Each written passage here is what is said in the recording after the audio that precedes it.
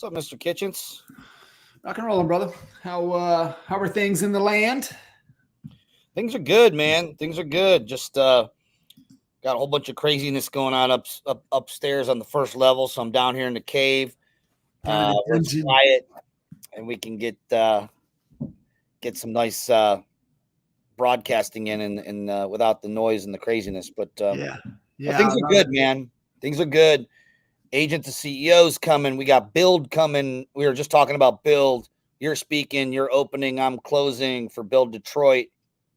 How awesome is that? Super fun. Just lots of good stuff. Just all good stuff coming in, and I'm excited about it. I was just on the phone with two brokers from Connecticut who are moving to Puerto Rico that want to join up, and so we had Veronica Figueroa and our boy Eli Torres. I love them both; they're awesome. So we were making some introductions there, and things are just they're moving and shaking, and it's fun. You know, it's that summertime buzz of putting tickets out there and getting people, to come here, there, or wherever. I know nobody can go to all events, but there's some good ones coming up, so we're excited and Yeah. got some good weather up here. So We got a lot of great things. A lot of great things happening. yeah, I was a few months back. I hired a company called Superhuman, and it's a combination. It's basically accountability coaching. And it's a pretty tight group. It's not cheap, and that's why it kind of minuses out the tire kickers or whatever. But it's a kind of a combination of they mix your workouts up. You're on a X amount of workouts per week, and they also have an app that you use that regulates calories in the macros, and they also do weekly coaching. And so I was listening to what he was saying about how we show up. It was really funny because it hit for me a little bit.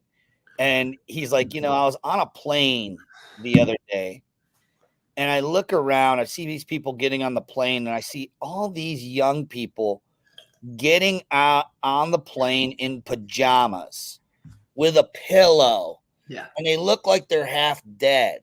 Yeah. And it wasn't even like a 5 a.m. flight. Like, I guess you could give people slack if it's like that, but even so, it's one of those things, and maybe I'll piss a few people off on here that like to go to the airport in pajamas, but maybe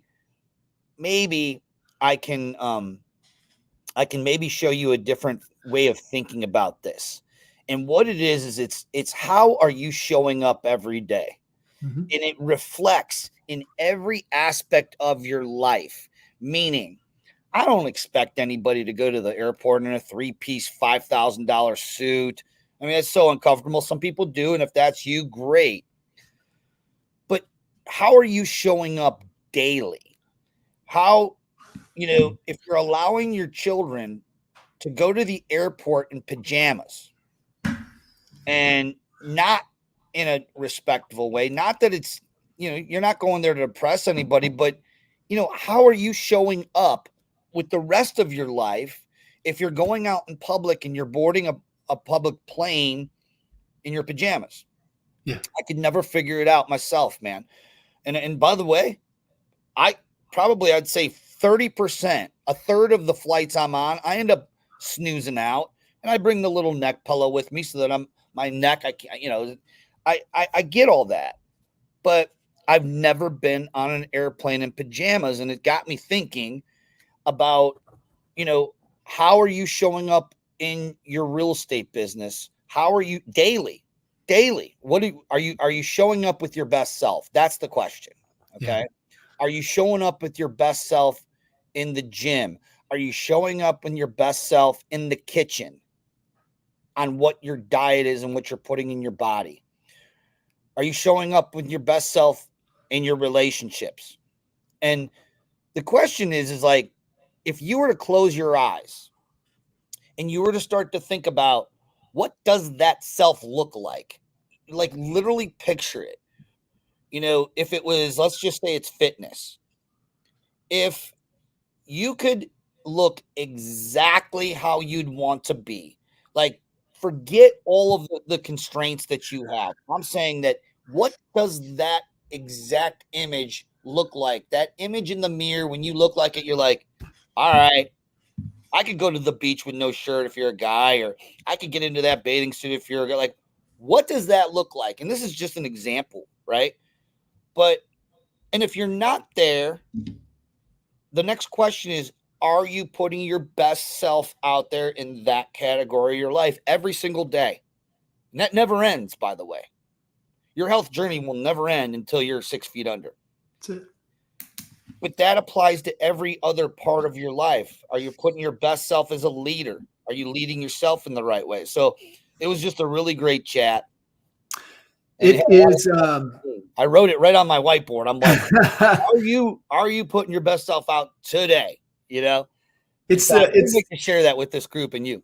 Yeah, it's the adage, man. It's the, how you do anything is how you do everything. And when you start to look at and understand, how important the details are, and then you start to think throughout, it's like, if you look good, you feel good, and you feel good, you act in a different way, right? So you go back to the results framework, and if you're not getting the results you want, right?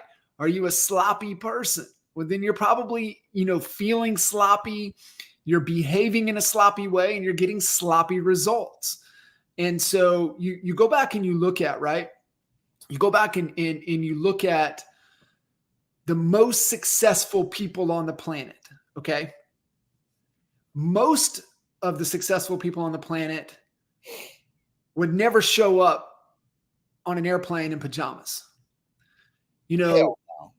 Most successful people, and you look at, there's examples, but it's people that have retired wealthy, or they inherited the wealth, or they won the wealth. If you're trying to give me, well, look at this person, well, look at this person. They are the exception, but they haven't worked for it. They're not peasants like us. And so if you want that particular result and that outcome, it goes back to the details in how you show up, like you said, every single day. There is not one successful person that has a strong relationship with alcohol, right? Almost avoidance of it. You have, how they view themselves, how their relationship with themselves, right? It goes back to environment and circumstance, and it's how they think, right? Because if you're sloppy, you feel sloppy. But it all starts the way you think, in the way that the environment is around you. I promise you, if you want to be successful, hang around successful people, and successful people ain't getting on airplanes in pajamas. Period.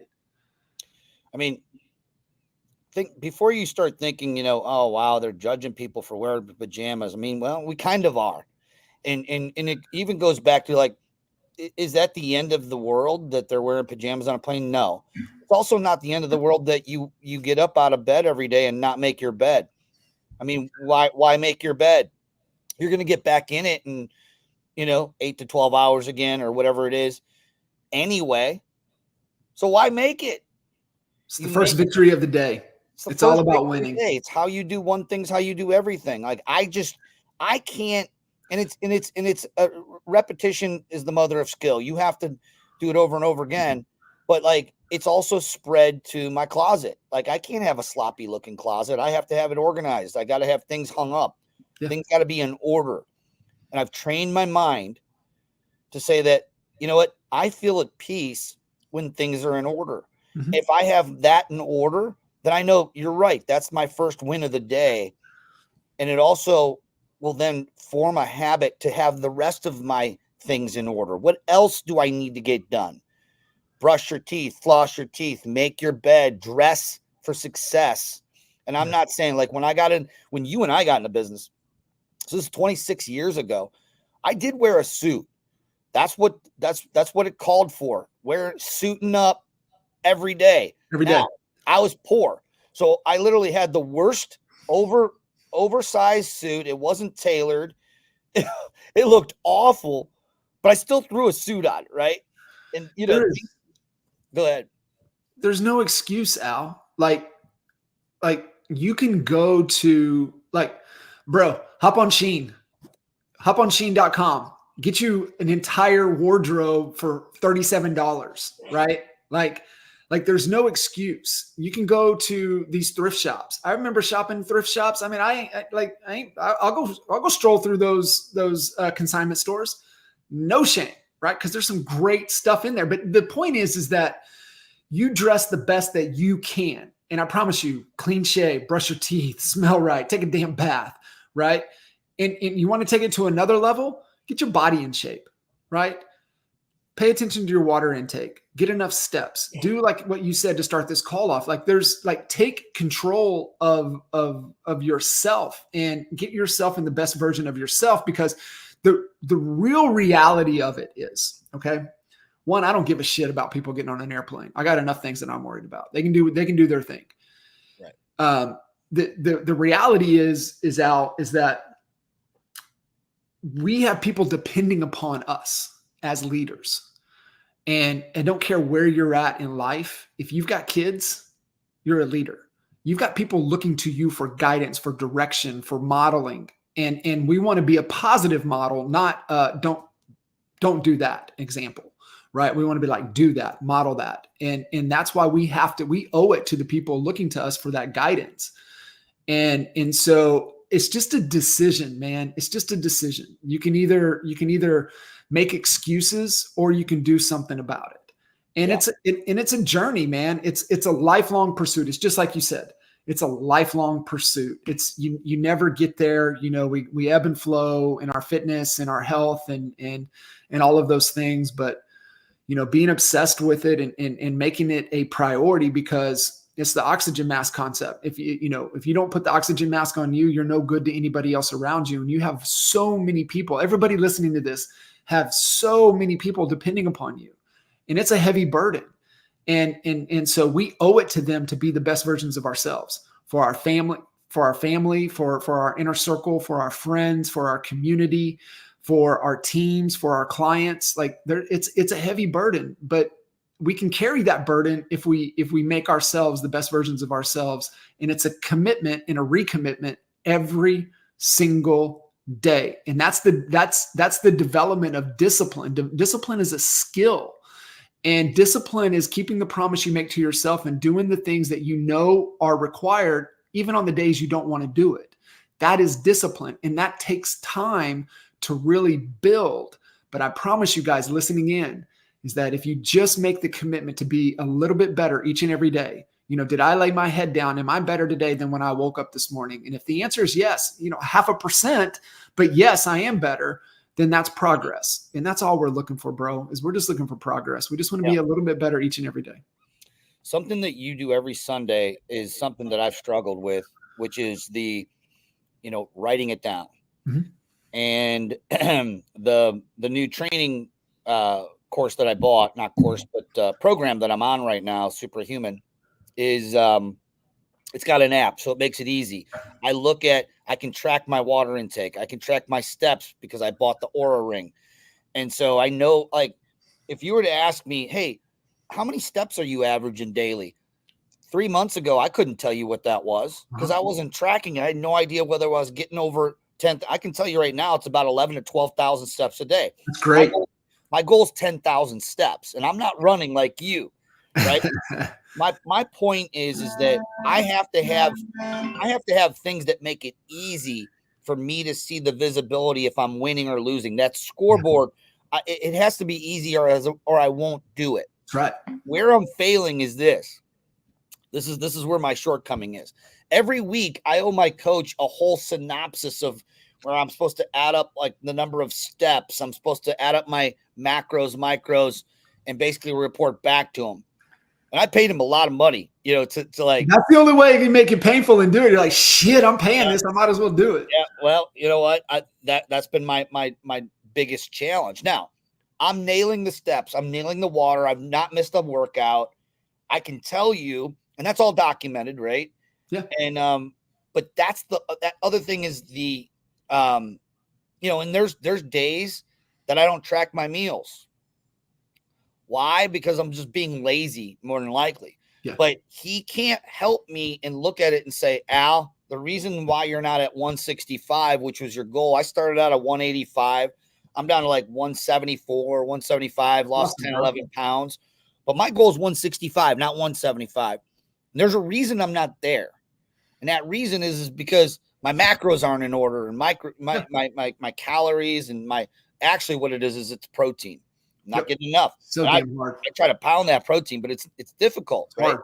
Yeah. The thing that I'm saying is I have an awareness. I'm not winning every single day. And I'm not winning every single week, but I'm winning a lot of days and I'm winning a lot of weeks. I'm winning more than I'm losing. And the only reason I know it is because I'm tracking.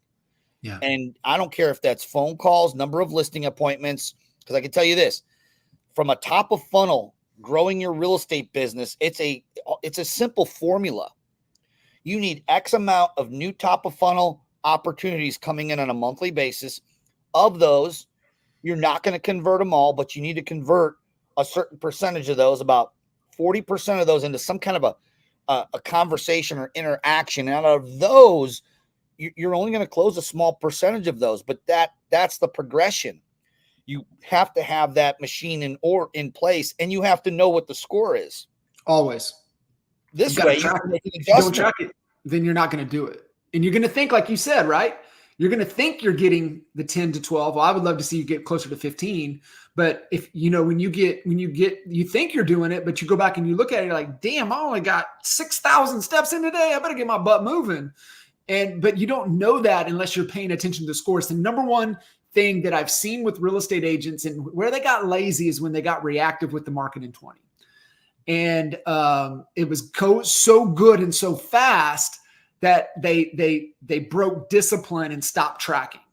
And now it's so hard to get back into it. We used to have the quad track, obviously support from it. Here's what I tell everybody.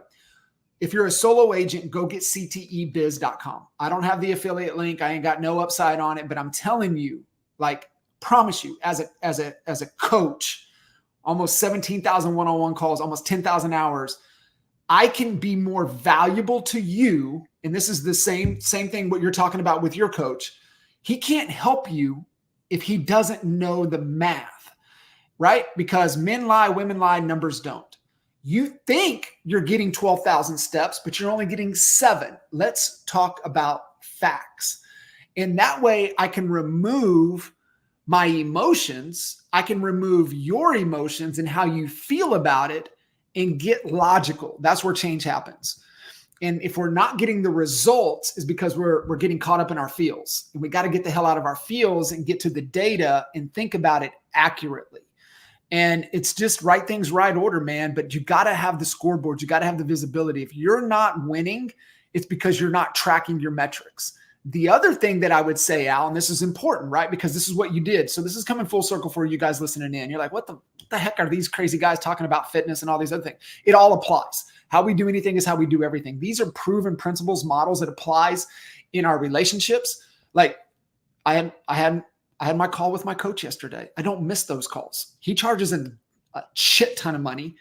I don't miss those calls, and I'm prepared for those calls, and I do the homework. Right? You're doing the homework in your fitness, clients, coaching programs. You're in it for your business. Do the work. But if you're really struggling, and this is my point here with what you did. If you're like, man, where do I really start? Well, here's where you start. You go choose your enemies wisely. You skip all the way to page 182. Okay. The second thing you're going to do in that book is go pick your enemy. Choose your enemy wisely. But first thing you're going to do, and this is why this is so important, is you're going to go to page 182 and you're going to build your inner circle. Because I promise you, if you're not winning right now, you need to take a hard look. And it's my favorite quote, right? If you take a look at the people in your circle and they don't inspire you, you don't have a circle, you have a cage. Nipsey Hussle. It is my favorite quote because everything drives from environment and circumstance, right? We're talking about results. Our habits drive our results. How we feel drives our habits. What drives the way we feel is the way we think in our belief system. And if you're challenging with the way you think and your belief system and the way you feel and your amateur ass habits and you're not getting the results, go immediately to the starting line, right? Don't jump in the middle of the race. Go back to the starting line. And the starting line is build your inner circle. It is the most important thing that you can do in your life. Patrick Bet-David has a formula to tell you if somebody's worthy to be in your inner circle. You go build that inner circle, everything else will take care of itself.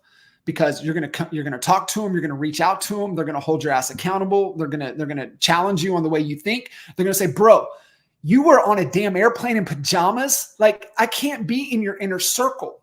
That's what they're going to tell you. And so go build the inner circle and everything else will take care of itself. That's where you got to start. People are like, "Man, where do I get in this race at?" At the starting line. Put your toe on the line and build your circle, and everything else will take care of itself. And that's what you did. That's what I love about you, right? You're always seeking and you're getting around the people. You want to learn more about your wealth, you're building the inner circle around your wealth. You want to get serious about your health, you're building the inner circle around your health. You want to get serious about, your relationships, you're going to build the inner circle around your relationships. And really model the behavior and the success that you want to have in your life. And it goes back to the very first thing you said. How are you showing up every day? How are you showing up every day? And we all need help. And that's why the inner circle is the most important thing that we can do. Yeah, man. I mean, I've met some people, that got their real estate license and they're like, I didn't get my license to get into this full time. It truly just, it's a part-time gig. And I have what I do right now full time is what I love to do. And I just like real estate. So those people set aside, because that's totally fine. If they want to operate that way, that's completely fine. But the ones that get in it because they want to change their life for the better, they want to provide their family a better life, they want to build a legacy and build a business that works harder for it.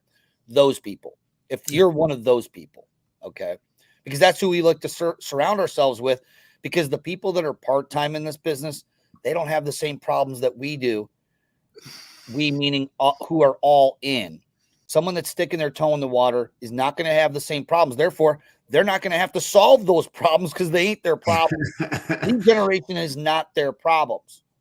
So I'm speaking to you, the person that got in this for the right reasons, that's all in, that say they're all in.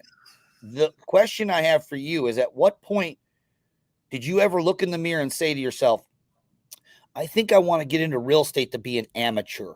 I don't think I want to play like a pro.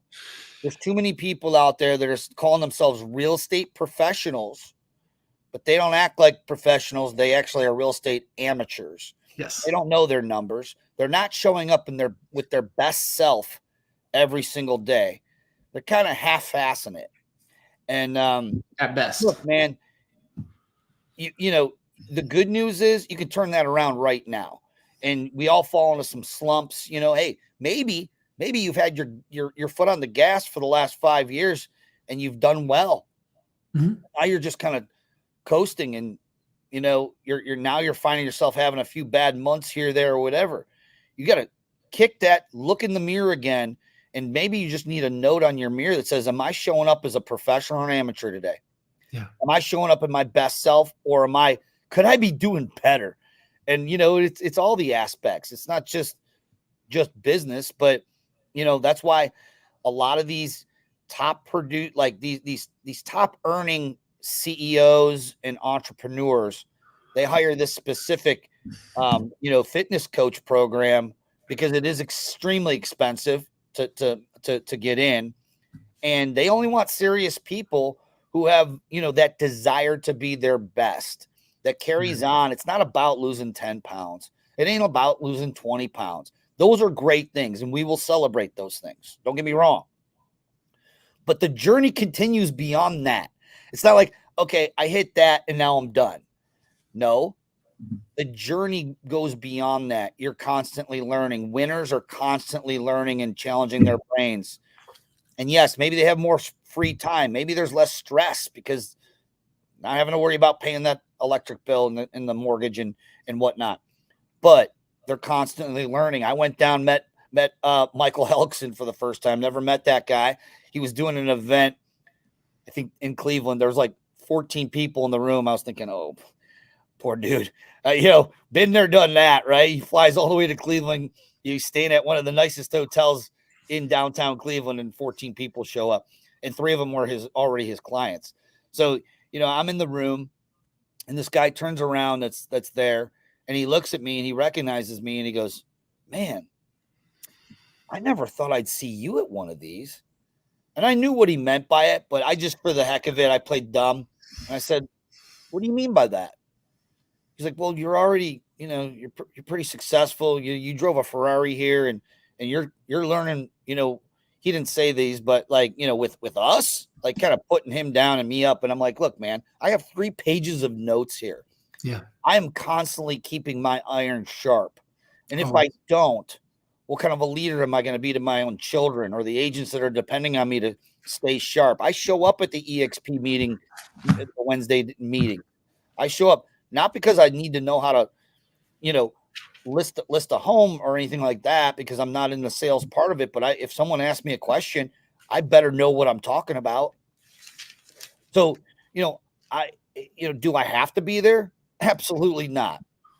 Like there's no one saying, hey, you need to be at this, you need to be at that, you need to get to this training. I just need to keep that sword sharp, because people depend on me. I should be depending on me. And I just can't, I equate this. I equate it to like winging it in this business. I equate that as to wearing pajamas on a fucking airplane. That's what it is, brother. Full circle. Exactly. Okay? That's amateur behavior. Right? What's that? Yeah. That's absolutely amateur behavior right there. Yeah. Amateurs wear pajamas on airplanes and pros don't. So anyways, if there's one thing you got out of this call with myself and the great JK47, John Kitchen, 17,000 coaching calls, it's don't wear pajamas on a plane. Al, I mean, it's really good. And, go back to what I shared with you a couple of weeks ago that, Matt, my coach, shared with me, and he was so gracious to spend an hour with the KT crew last month in Pittsburgh. And he, you start to look at, flow, right? Where everything feels effortless, and you get into, there's 5 forms of motivation, right? Nobody can motivate us. People can inspire us. Motivation comes from within. There's the carrot and the stick. That's motivation, but it's not the best form of motivation. Where we want to get into is that internal carrot, right? Not the external carrot, but the internal carrot. Why are we doing what we do? And that's where the intrinsic reward. And are we having fun? And do we love the thing? Like, do we love the thing? And that's where you get in that natural flow state. And we've all been there. We've all seen people in it, but it's the balance of challenge and skill. And, if you feel anxious, anxiety, stressed, overwhelmed about anything, it's in direct correlation, because your skill set is not where it needs to be to meet that challenge. And the flip side is just as true. If you get into a place of complacency to where you start to get bored, it's because your challenge isn't great enough. You need a bigger challenge until you start to kind of hit that line of, okay, I'm getting into deep water here. I might be beyond my capabilities here. Let me maybe pause here for a second. And what do I need to learn, right? What do I need to commit to? What do I need to have the courage to step out there and put it on the line? What do I need to learn? What are my capabilities, my skill sets? And then pay attention to the small victories, right? Making your bed is a victory.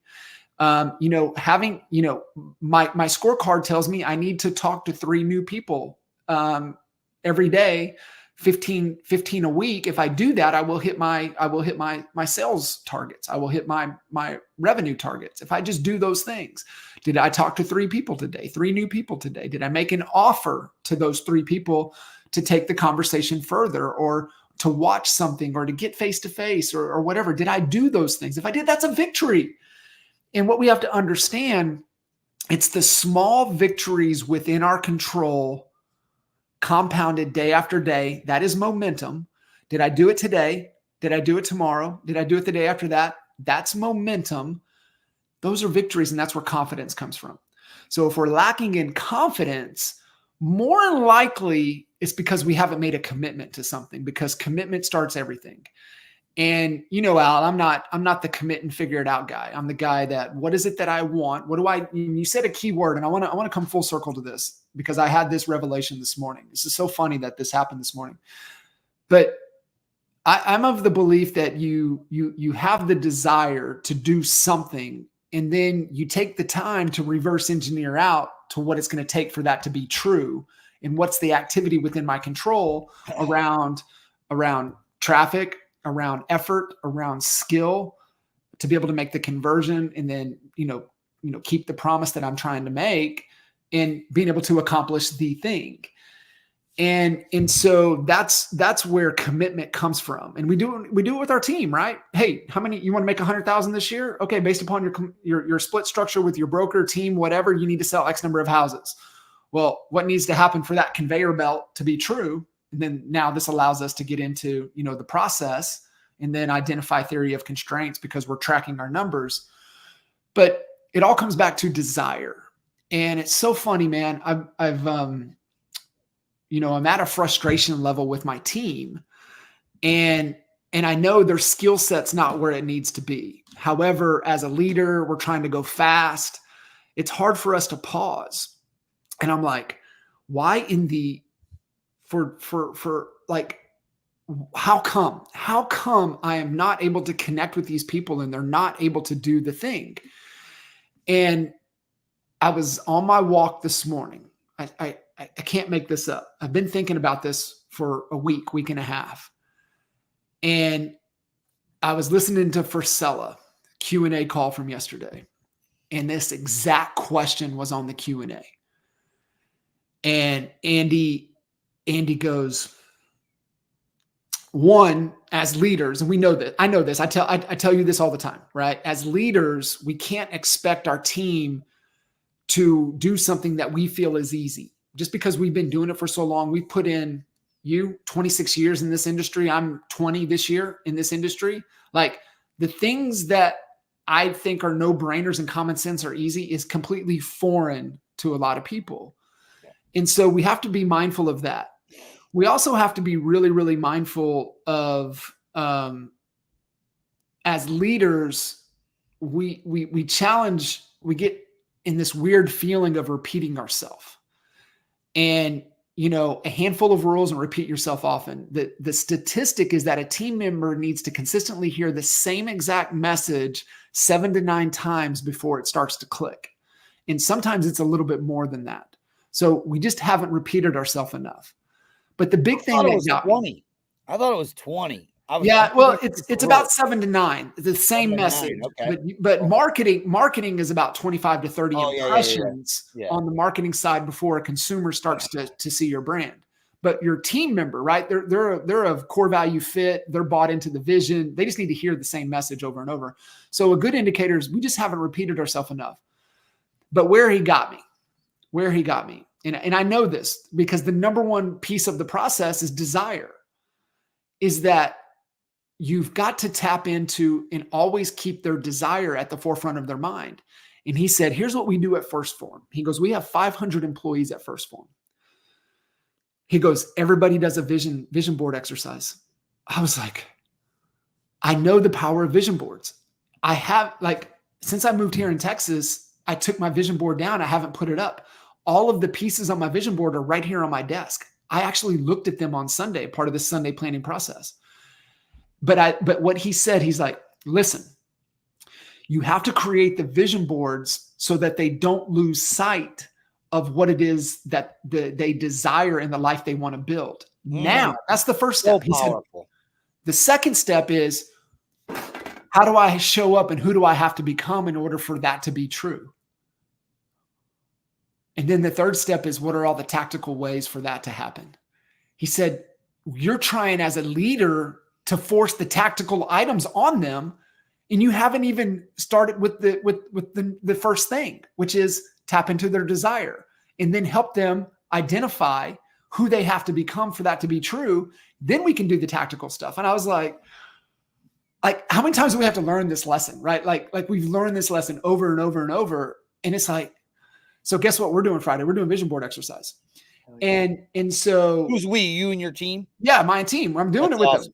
And Love so it. You got me thinking like Renee Velasquez. She would do it like every year, but now I'm thinking to myself, I don't have one up. Yes. It's been so many years since I've done it. I need to redo it. I'm going to take some people along with the ride. My kids, everybody.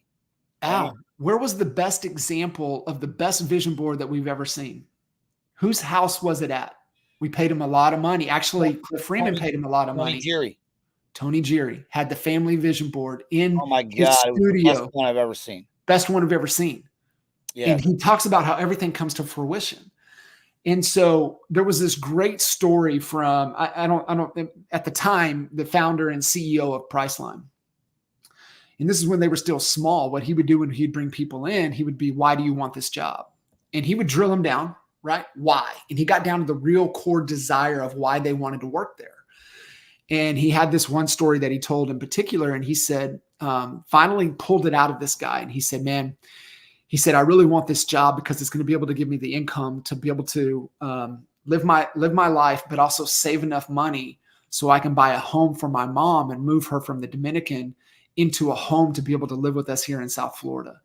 And he said, that's your desire. He said, that is my desire. He said, what I want you to do is I want you to go in your mind's eye, find that picture of the house that you want to provide for your mom. And I want you to print it out. I want you to put it up on your cubicle. And every time I come around here, I'm going to ask you, where are we at in progress of getting that home for your mom? And he did. Every week, every time that he was walking the floor, he would come by and he'd say, hey, where are we at? Where are we at? How close are we to getting that home for your mom? And he reminded him every time of why he was doing what he was doing. And us as humans, especially as we're in pursuit, sometimes we lose sight of that goal. And we're so fixated to try to get momentum and get things going. And for most humans, they lose sight of their goals and their ambitions, and it becomes their reality. And we have to be reminded that we want a bigger, better life, but we just have to have the tools and the visuals to be able to see it and be reminded to be able to go get it. And it was just like, wow, right? And so I think for a lot of people listening in, real estate's hard right now. It's the haves and the have-nots. And, if you're struggling, your team's struggling, maybe this is a great opportunity to revisit their desire and put it back in the forefront of their mind. Don't wait till Christmas to do the vision boards. Do it right now. Love it, man. Well, this right here is fire. This episode right here, I think we need to figure out how to boost it and get it to many people's hands as possible, because they need to hear the message. And I appreciate you always, being able to ping and pong and add different aspects to the, we all read the same books and everything, but, we could all get different things out of it, and we can't read everything and we can't listen to every podcast, but, that's why we come here, because we're always listening. And, I listen to music every once in a while, but 50% of my time is spent putting the things into my brain that I need to learn, or just that I need to hear again. So a lot of the things that you just heard on this episode here, I know you've probably heard them before.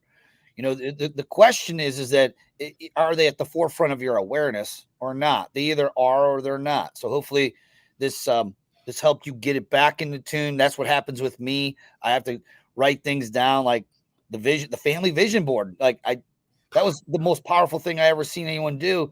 And we haven't done one here for our family in a hot minute. Yeah. And it's time to redo it. It's time to redo it so that, again, those desires are actually tangible and you're looking at them.